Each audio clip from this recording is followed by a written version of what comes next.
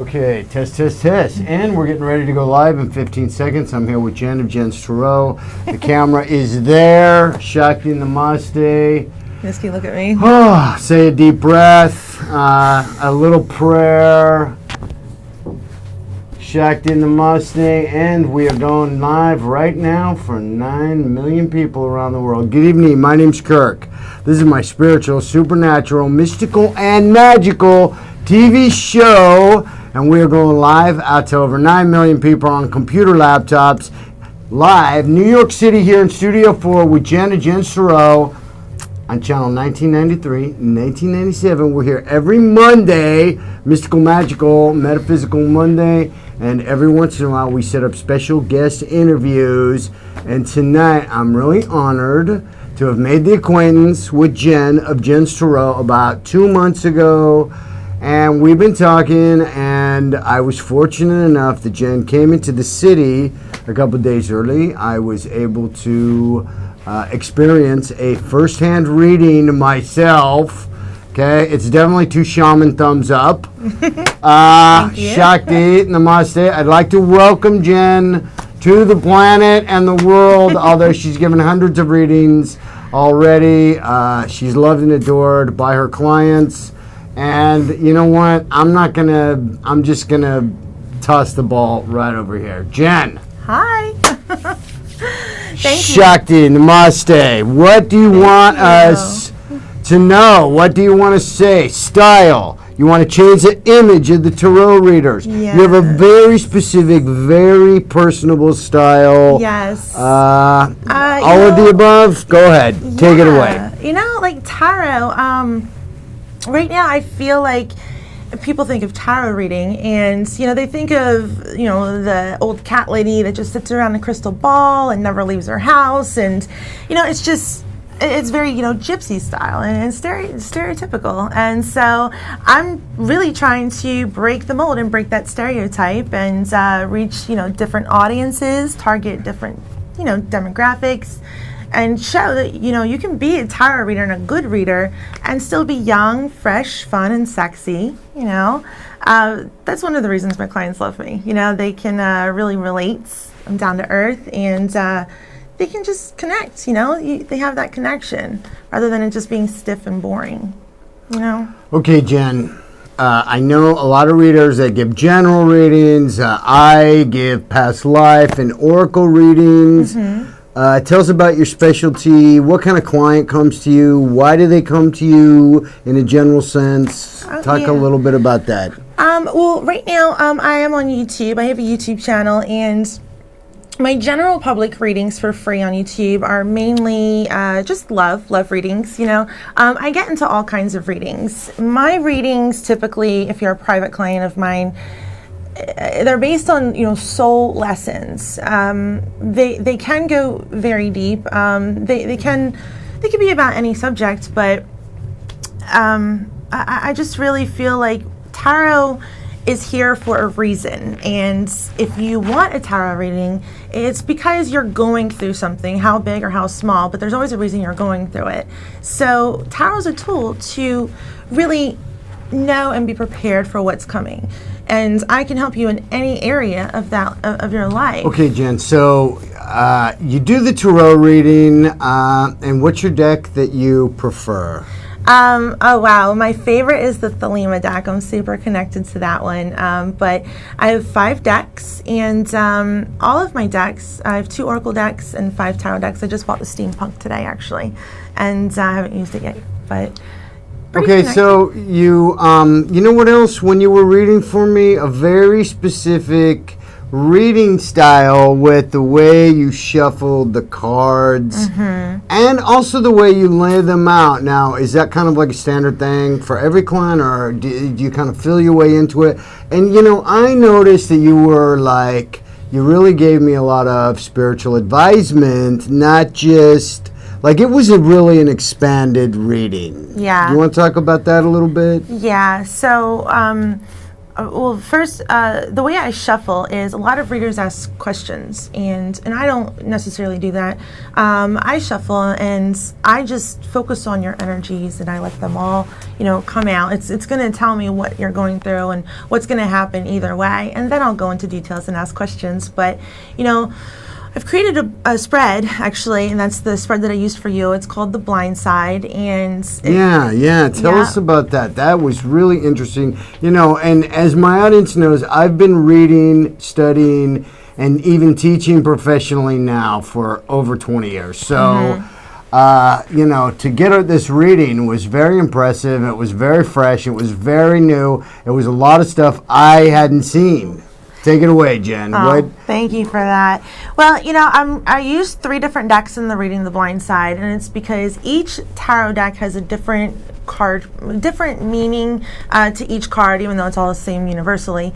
But what I do is I want to see if any repeating cards come out, the placements of if it's what Spirit sees. Okay, so wait a minute. Just explain to the person watching. We had 3, 3, and 3 cards on my 9-card reading. Spread. Yes. So it was a 9-card spread, and this is something I never heard somebody say, but you were like, higher arcana is soul lessons. Let's talk about that for a little bit, because that really gets into like a deeper thing. Major arcana is, especially when you have a lot of them, it's always a soul lesson. Any problem or issue you have with the tarot reading, there's always a reason. If you have the Tower, which is a really bad card in a tarot reading, it's your foundation being rocked, and the Tower is not going to come down on you. Spirit's not going to do that for no reason. It's always for your higher good. So there's always reasons for a tarot reading. There's always things that you need to improve or change or look at within yourself. I use my readings to empower people. All of my clients, I've had emails saying, you've walked with me through the valley of the shadow of the dark. Let me just interrupt and to clarify. What is the average time a person should return to you? Roughly, you know what I mean? Yeah, I would generally say I'll do, once a month readings, and that's really only if the energies have shifted. Readings every week, I don't think you should read every week. You have to give the energies time to really sink in and learn that soul lesson and really let those energies kind of shift. In a month minimum, I would say 2 to 3 months you should have a reading. Yeah. So 1 to 2 months is good because, you kind of go a little deeper, I think, than the average. Yeah, I just don't tell you if your boyfriend likes you or doesn't like you, I'll go into any kind of warning signs and, how they feel and think and the outcome, but, what is it within you that needs to change? Is it going to empower you to stay, to fight, or to leave and really stand in your power? Okay, so wait a minute. So what you're saying is your type of focus is that you're presenting and bringing the person to their choices, because we had this conversation about the future's always changing and don't project onto the cards. Let's talk about that, because I thought that was really very positive and very helpful and also very insightful. Yes. Go ahead and talk about that for a minute or two. So when you're listening to a reading, it's what I call wishful thinking that really overtakes you. If for love, for instance, you're listening to your reading and it says someone from your past is going to be returning their Cancer and it makes you happy. It could really be your cousin who you haven't seen in 10 years is a Cancer and they come back and it makes you happy because they're getting married.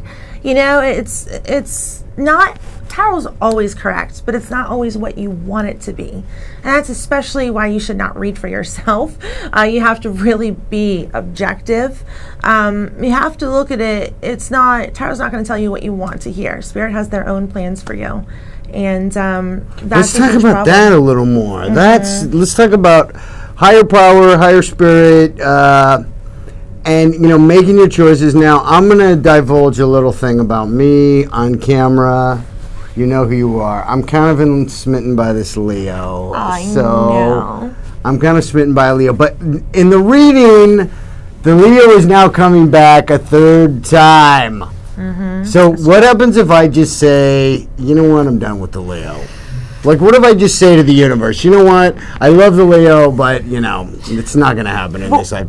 What do I do then? Do I come back to you Yeah, so that's where the energies shift and change, because in my reading for you, I did say, you know, he is going to come back, and you have a soulmate waiting for you. But wait, beyond the Leo. Beyond the Leo. See, so this is all why I heard in the reading was, oh, the Leo's coming back. You know, see what happens. Okay, wait. They don't get past, you know, there is someone waiting for you, but you have to learn this soul lesson because it's something deeper inside of you. Oh, but wait, no, this is so important. Before I can get to the soulmate, I kind of have to go through the Leo, and that's what you saw, and it was very strong, right? Yes. See, this is why you're so good, because you see. Thank you. Seriously, you're like seeing. This is why you're on my show, is because you see a whole perspective, and you give total advisement. So, this is true because I saw it right on the table in front of me, and I've been reading the cards, and I was impressed by this. So thank you. Keep going. So what you saw? Yeah. So you know what I saw was, I mean, you have to learn to let go of the person that's not healthy or not good for you. This is very good. Keep going. Like this is good. Yeah, and you know, and when I do love readings, especially, you know, people don't want to hear, you know, bad news. They don't want to hear, oh, well, he's not meant for you, or he's cheating, or, you know, whatever. Or you are going to get together, but you're not supposed to be with him. So how do you get around multiple court cards? How do you get around, okay, this person's got the King of Cups, the King of Swords, the Page of Swords. How do you, are you good with like that type of stuff? Because you do specialize or kind of primarily focus on love and romance. Even though you are a spiritual advisor, you do have a greater perspective on soul lessons and stuff. But kind of, you did say... Yeah, most people, you know, their love life really is like gut-wrenching, and it's super important to them. Of course, it's important and so it feels more natural to you to be... Well, when I read, if someone just says, read my cards, I read whatever's in your heart. So, you know, when I laid those cards down for you the other day, that was on your heart, you know, that's the message that came out. So, you know, that's what I read, and usually it's love. But when there's a lot of court cards that come out, I mean, they're always people, you know. Yes, they could be energies, like the King of Cups is like a very loving, you know, energy. But most of the time, how Spirit talks to me, I know my relationship with Spirit very well. It's people, you know, and I'm never wrong. Like, I'm just not wrong. Like, I hate to say that, but I'm not. Like, my clients, they email me, they call me and say everything that you said was going to happened to the T. And I did meet an Aries or a Leo or, you know, a Virgo. And court cards are people. Now, in a general reading, it's very, you know, it can be energies or people, gender specific. How long? Okay, wait. Do you do phone? You do Skype? You do email? What is your? What do you offer for your clients? Yeah, I mean, generally it's just a video recorded reading, and then you send them that video. Email it to them. Yeah, but we can do phone and Skype by request right now, just because I've got so many clients and my schedule is so packed. So that's really by request only, and only really for like returning clients. So to start out with, we always do a video. How many clients or readings a week in 7 days do you? Well, I usually do about 5 to 6 a day, which is 8 hours of work. You know, it's 45 minutes per reading. It's very in-depth. There's an hour in between of clearing the energies. You got to clear the energy. Yeah, so you're saging like we discussed. Yeah, and saging. And I just bought my couple of new crystals today, which is pretty cool. So, do you ever switch decks for clients, or do you kind of like have a hot deck? I have a daily deck. It's called the Albano. I don't know if you know about it. It's really brightly colored. It's like psychedelic. It was made in the 70s, and it's like kind of hippie-ish colors. I've had it on here. I love it. It's bright. That's my daily. Do you have like a favorite? Yeah, like my Thelema is like my favorite. I'm just so connected to it. When I shuffle, you know, cards, just Spirit flies them out. I get so many crazy messages. I'm very in tune with the Gilded as well. Those are my two favorite decks. And I somehow try to incorporate all the decks. And like I was saying with my blindside spread, I use 3 decks in that reading so I can see if multiple cards pop out. They all have slightly different meanings and the placements. So it's interesting to see the Magician come out in one area and then in the deck. Oh my gosh, yesterday I did a reading for some guy, one of my clients, not some guy, but he had the Tower 3 times in all 3 decks. And it was serious. It was serious. I did another reading actually the same day and he had the Devil all 3 times in all 3 decks. But that could also be a Capricorn. I mean, give me multiple meanings. Okay, so when the Devil pops out, say Devil. Yeah. Because for me, that card is one of the most multifaceted, multi-layered, multi-symbolic, and I myself don't read it as the Christian devil. Now you got to understand. Wait a minute. Wait, let me say something. Okay, they don't know when the tarot cards really came about, but basically agreed upon 1400s. Yeah, like 1465, I think. Was so somewhere this is a lot of residue. So these are multi-compounded residual images. Yes. Okay, so yeah, the Devil doesn't mean the devil. The Death card doesn't mean literal death. Although I have a story about that I'm going to tell you. But because we talked about that transformation, at least in the basic standard rider weights that I use, and that I kind of deal with is there's a person dying, there's a white rose. Well, the Death card, I'll tell you real quick about the Death card. So it's supposed to mean a transformation, yes, a beginning and an end, an ending and a beginning. And I've connected personally with that card on many levels, and now it's very interesting how Spirit speaks to me. The first time I connected with it, I was so angry one day, and I pulled my cards, and the Death card was the first card to pop out. And then the Moon, and who I was dealing with was a Pisces at the time. And 5 hours later that night, this person died. And, in my house, and I did CPR and, saved him, and he came back to life. And so that was literally, you death. Pulled the Death card, and see, this scares people though, okay? Because they're like, I don't want to know. A lot of people are like, I don't want to know, I don't want to know. But that's the soul lesson. He didn't die, but what happened was me and him we just did not like each other. We didn't get along. But the Death card is also a transformation. Our relationship totally transformed. So in that case, but this guy had a near-death experience in your house with you. So that was really your reading and just as much your transformation. It was my reading. Yeah, I had done my own reading that day, which I never do, which is weird that I pulled my cards. And our relationship transformed. So that is where the Death card comes in. But don't be afraid if the Tower comes out in your reading, if the Death card comes out in your reading, because like I said, you need to be prepared for this because it's all for your higher good. Spirit's not going to bring in the Death card to transform you into ash. They're going to transform you into light and love and someone who you need to be. Most of the time, the messages that I deliver, the messages people don't want to hear are the messages they need to hear.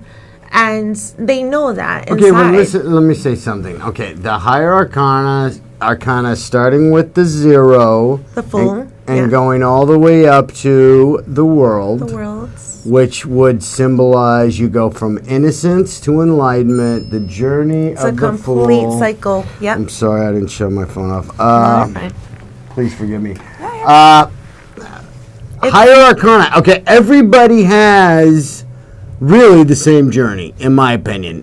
The people, places, and things are different, but that higher arcana from the Fool to the Enlightenment, you keep going until you get like more enlightened, more enlightened, more enlightened. So many cycles. Okay, absolutely. Exactly. Let's talk about that, because after you've read for so many people, it really kind of like it gets very like, oh, this is this. You know what I mean? Oh yeah, absolutely. You draw that. I can see it from a mile away, but exactly. And what's interesting is when I have readings where the World comes first and then the Fool, and it's telling me you're hanging on to a cycle that should have already ended. You have a new cycle cycle to Yeah, begin. let's talk about that. What card would you say in the High Arcana is the most misunderstood? What's the most difficult to read? And then what is like kind of clear as day? Give us examples of that. Oh man, I would say maybe the Wheel of Fortune and the World are the two hardest. Most multifaceted. Yeah. You really got to look at the other cards to find and see what's really going on. Yeah. Okay, keep going. I mean, the Wheel of Fortune is monumental change, right? It's the wheel changing, but are we controlling that change? Are we stagnating that change? Is it something that wants to push us forward? The World, is it someone who's far away from us, or is it a completion? Is it feeling complete?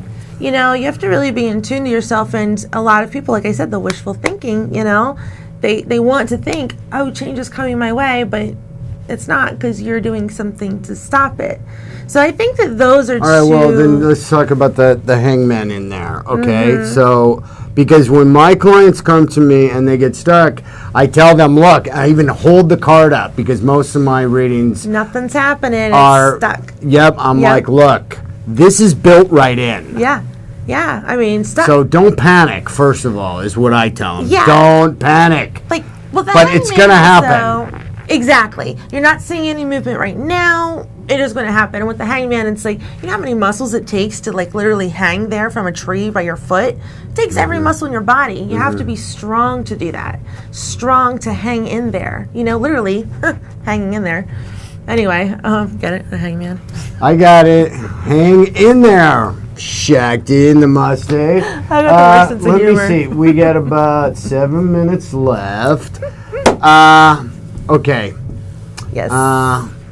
What's the hardest thing to talk about with a client? Or do you get reoccurring clients where they're just like, you're not listening to me, you're not hearing this, you're not, you know, and they keep coming back? I mean, have you had, so let me say it another way. I'm going to have patience. Let me say it another way, okay? Look at this card. I have a couple clients like that. Most of them embrace the messages and I see them transform, but I have a couple clients who want a reading every week on the same thing, and I'm like, you know, it hasn't changed yet. Yeah, the message isn't going to change, you know? It's just going to keep telling you, and eventually they're just going to get mad at you and nothing's going to happen.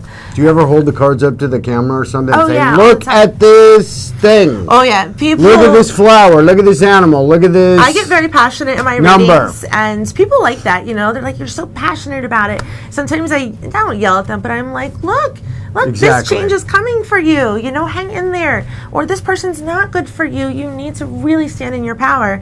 And that's really what my readings are all about. And that's what I think tarot is about. Well, you know what I noticed in your reading too? You're very passionate. The way you like discuss, and you seem like so enthused. Like, I mean, I'm not really used to discussing my love life with anybody, you know? I read my own cards on occasion. I mean, I do 2 daily spreads just to keep me fresh. Not really. Yeah, I do 2 daily spreads for myself to study, to look. Yeah. You know, I've been looking at some of these major arcanas, and I still see new things. Yes. And, you know, I've got a whole library of books like, oh, this means this and this means that. And so I just ponder. I use them from prayer, meditation, contemplation, affirmation. Let me ask you this. This just came to my mind. Do you ever give your clients like kind of like a homework to be like, or do you just advise, look, you need to do this, or do you suggest things maybe, I mean, you know, for their... I don't really tell them what to do, because it's, first of all, it's their choice to make that choice or not. Second of all, how they do it is their business. It's spirit in their business. But, you know, I tell them this is what has to be done. And you're not going to move forward and find this until you get over this. And that doesn't happen overnight. You know, it takes sometimes months. And I'll tell them, this is going to take over a year. This process will take a couple months. So you do kind of get timelines? Oh, yeah, absolutely. Okay. I mean, there's... Because not everybody does. Well, it's with me and how spirit works, it's kind of like, you know, swords are weeks. Pentacles are years. Oh, yeah, you said this. Wait, go with seasons, too. What are... Yeah, swords is like, oh, my gosh. No, Pentacles is winter. I don't know. Wands is autumn.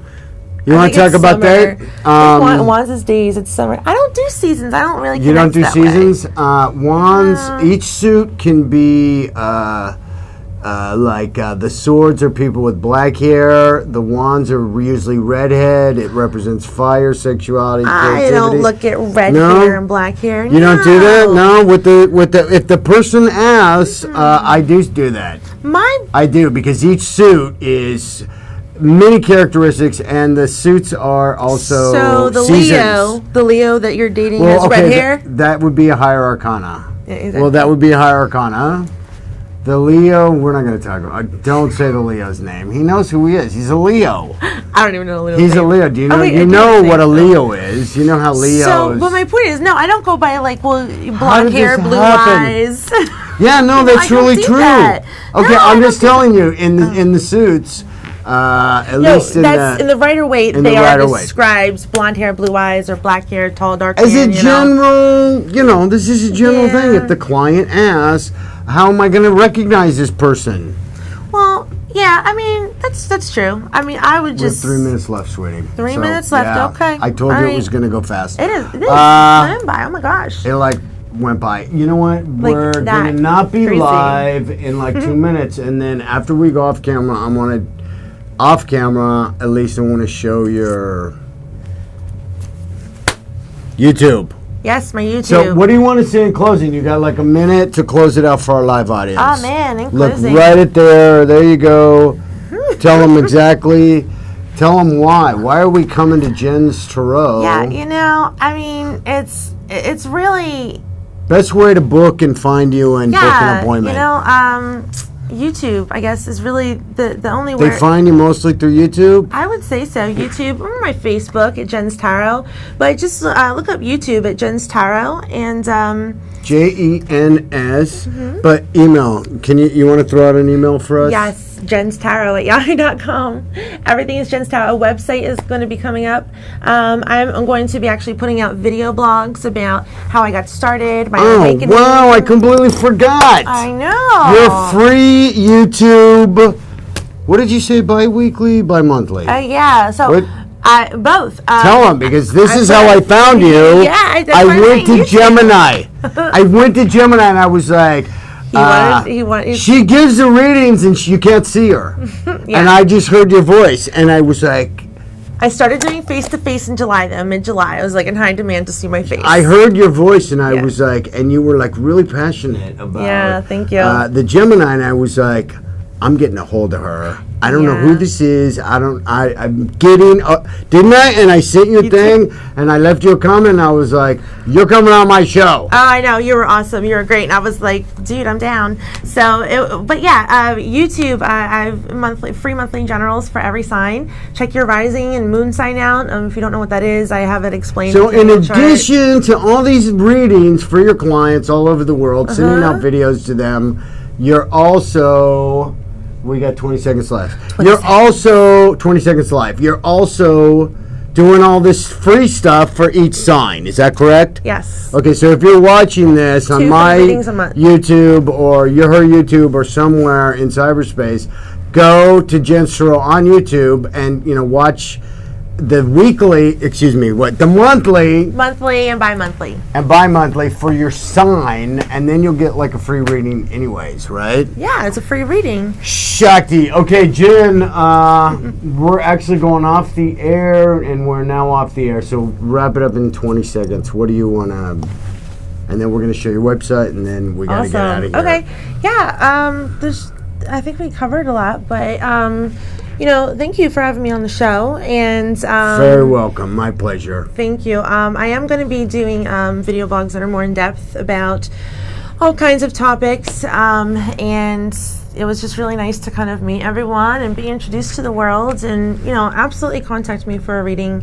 I love my clients. I love what I do, and I think even you said that this lifetime is an atonement for me for my past lives, to help others and just help empower you and just give you the wisdom that you need, and Okay, we're going to find out what Jen did in all her other lifetimes in interview 2, okay, the next time she comes back. I don't think I want to know what I did in my past lifetimes. Jen's been trying to get me to be like, what are my past lives? And I'm like, We're going to have a past life session. You better tune in. Next interview for the past lives and what Jen is atoning for, and obviously I'm atoning for something.